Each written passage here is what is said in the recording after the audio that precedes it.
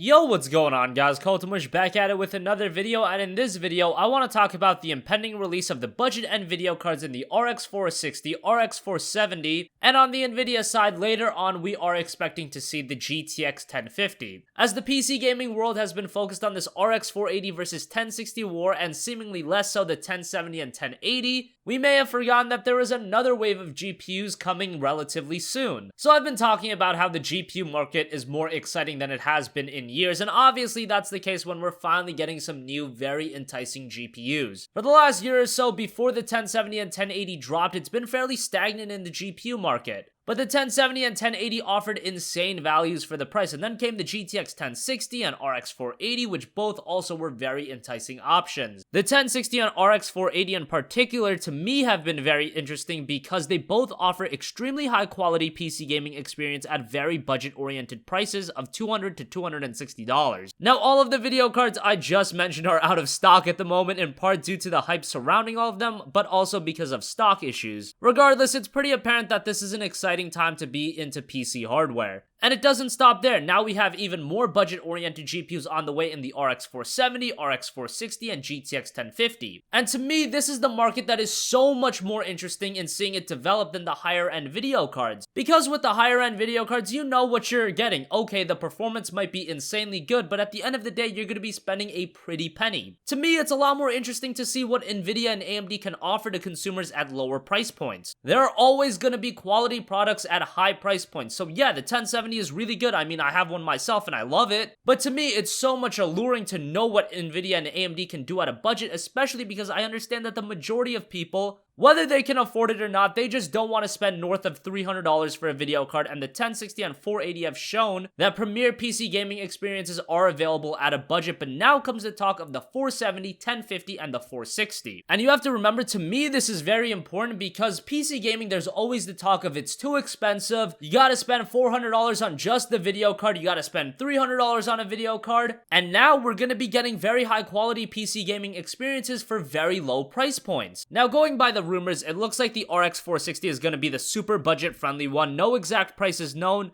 but if I had to guess, I imagine it'll be around the $120 to $130 mark. And this is probably going to be the GPU that AMD uses to cater towards people that are looking to play games like League of Legends, World of Warcraft, etc. at 1080p and just max them out. But I've also noticed with video cards like this, they are always able to handle higher end games to some degree at 1080p. Sure, the 460 might not be able to max out the highest end games at that resolution, but medium settings and 40 FPS still might be feasible. I thought the 260, 360, and the 750 Ti were very good GPUs given their price, and if the 460 just continues to build upon what those graphics cards were doing, I think it'll be fine as the type of GPU you throw into a pre-existing pre-built computer or a super budget PC. The more interesting thing to talk about is the RX 470 and the GTX 1050, because one would think that these two graphics cards would be directly competing with each other. Now, even though the 50 series of Nvidia GPUs is seen as super low end, the GTX 950 was actually priced kind of high. I remember seeing that GPU go for as high as $160 to $170. And given that the 1060 is a pretty expensive GPU, I mean, $250